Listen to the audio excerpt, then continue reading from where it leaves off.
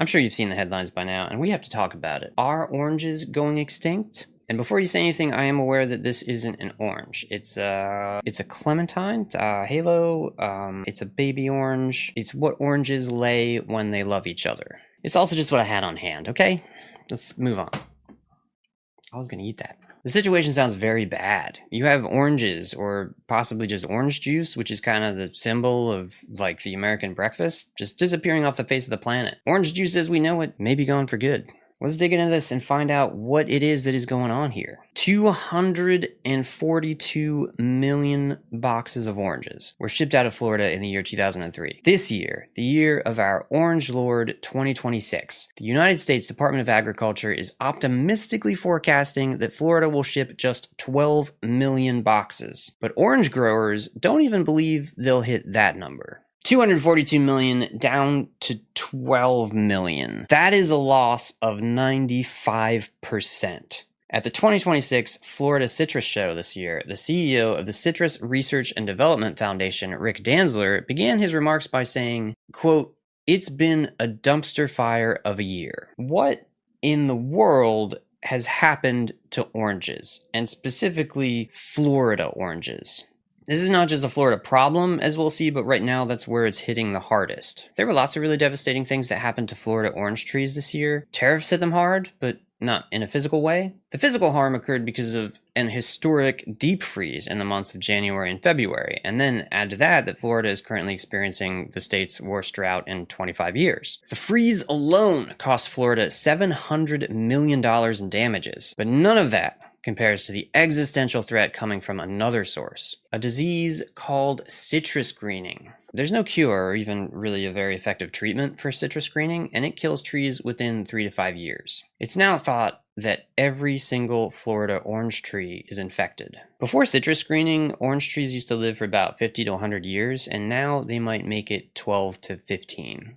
But what is citrus greening exactly, and what's happening to these trees? Citrus greening is caused by a bacteria called Candidatus Libiribacter asiaticus. It's delivered to the tree by an infestation of Asian Citrus Psyllid, which is a tiny bug about the size of a flea. Not all the bugs carry the bacteria, but it is the primary vector that spreads the disease. Their munchin mandibles inject the bacteria into the tree's vasculatory system, where it takes root and then it remains unseen until it is far too late. About 3 to 5 years following infection, the tree dies, and there's really not much anyone can do about it. Citrus greening comes from Asia, which is not really a surprise because so does the orange itself and other citrus fruit. The first written record of the orange comes from China in the year 314 BCE. Oranges were brought to the Americas by the conquistadors and possibly Christopher Columbus, among other Spanish colonialists. Florida growing regions have migrated a bit over time, but there's a lot of southern land that's great for oranges because of the lower probability of freezing temperatures. But a super strong area for oranges where most of the growing occurs in the state is known as the Ridge. And the Ridge is a spot in Polk County, Florida, in the center of the state, and it's high above sea level. The highest point of the state of Florida, the Ridge is a part of the Appalachian mountain range that was never below sea level. The reason that this is so great for orange growing in a state famous for its hurricanes is that the high elevation keeps the worst of the elements at bay.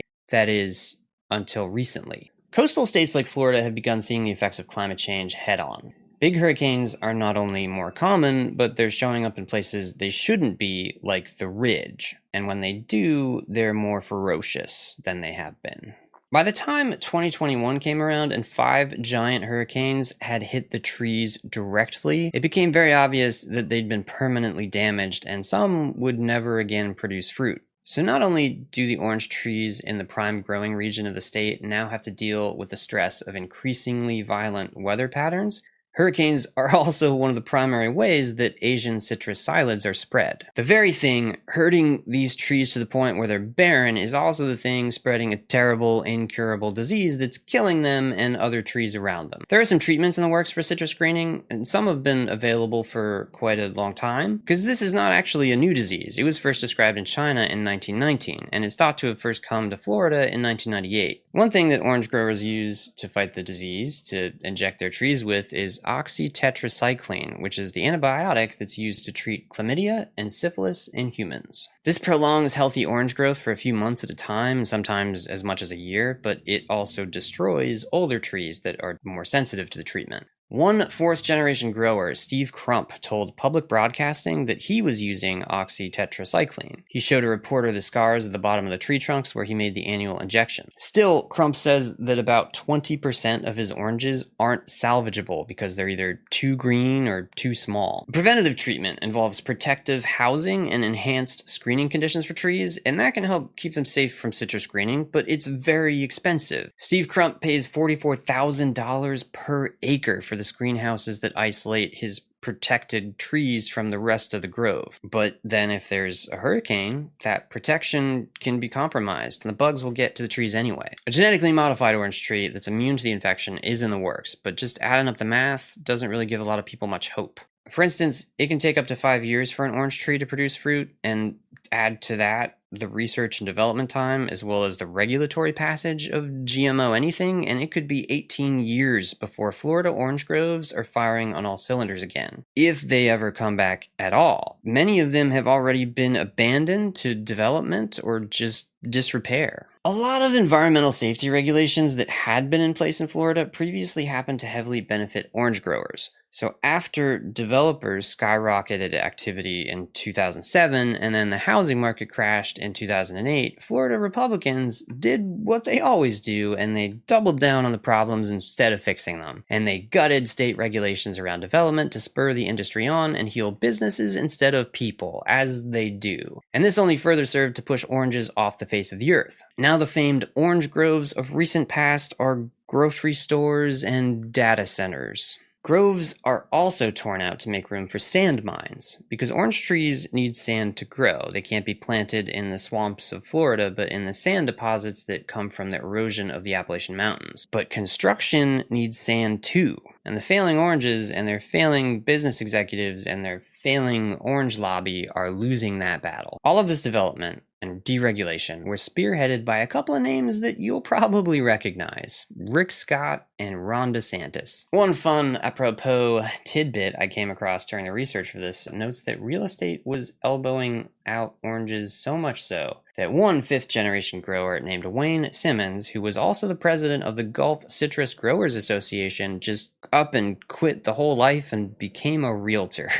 And then the Gulf Citrus Growers Association closed down too. We're blaming one little bug for this whole thing, but that's not the whole story, because there's the endless money-making in real estate. Then there are the other diseases and pests, like the citrus canker and the root nematode and the citrus black spot, which is a whole new mysterious disease that could turn out to be another citrus greening infection all over again, and that one USDA official says could infect the entire Gulf Coast. All of the juice processing infrastructure is following the fall of the fruit trees. For the first time ever, Tropicana is no longer processing juice in Florida. The juice that comes out of Florida is really now just imported first from Brazil and Mexico, Costa Rica, Argentina, and Hungary. Brazil produces most of the world's oranges right now at 22% as of 2022, and India, China, and Mexico are behind them, with the United States surprisingly distant on the list. We're talking 3.1 million tons of fruit production to Brazil's 16.9 million tons, like that kind of distant. Florida oranges in general were primarily destined for juice production, and the oranges that you'd buy in the store to eat or just keep in your fruit bowl until they went bad were primarily from California. Now with the collapse of Florida's orange industry, most of the juice fruits come from imports like Brazil, and half of Brazilian orange trees are infected with citrus greening now too. One of the theories about why Florida specifically has become such a barren waste of fallen Fanta friends is possibly due to developments in agricultural tech over the years. Growers used to use a technique called cover crops that would protect and fertilize soil so that there'd be plenty of viable growing room for orange trees and lots of valuable nutrients to suck up. And it not only did it do all that, but it also protected the groves from pests. And a big thing that some people are pointing to now is that with the invention of glyphosate, there's no real need to use cover crops anymore, at least for the aspect of controlling pests. Something we've discovered about glyphosate, though, is that it binds to nutrients in an already thin soil, and that means that there are less things in there that the tree needs to grow fruit or even to survive at all. Now, it's likely that none of this would have been really an issue for Florida orange trees on its own, except for the fact that they're also being inundated by hurricanes and now eaten alive from the inside by an incurable disease. The compounding factors in the case translate to Florida, in particular, waving goodbye to the industry that made it notable in the minds of just about everybody. Well, they still have Disney World, I guess. Someone in one of the sources I read for this pointed out that there are still something like 17 million oranges in Florida, they're just on the license plates. So oranges aren't going extinct just yet, but production is falling across the board, drastically in some places like Florida, where the entire industry has absolutely collapsed. And because of this, orange juice in the US is forever changed, because Florida is where that used to come from for us, and now it's mostly just an assembly line for juice from other places. And those assembly lines are mostly closed down now too. Other growing regions across the world are currently filling the void in juice processing. California now produces 4 times as many oranges as Florida for the domestic US market. These are still just the eating oranges, though, not the juice oranges. Meanwhile, other areas are being affected by some of the same conditions that have hit Florida growers, like citrus greening especially. And until researchers can produce an orange tree that's genetically resistant to the infection, which could take about 18 years and may be way too late for places like Florida, this is a real existential threat to one of the world's most recognizable fruits. Not that one. So make sure to treasure your oranges as if they're your last, because someday, in the not too distant future, they could be. Raise an orange juice toast to the fruit that wants to find a state, before that state voted against its own interest over and over again a ton and ended up murdering that fruit and the possibility that it'll ever grow there again. Also, make sure to subscribe to the channel so you can see when more videos like this one come out. And I'll see you next time. In the meantime, don't forget to do some f***ing good, wherever you personally can in your own little sphere of the world. May it be an orange grove.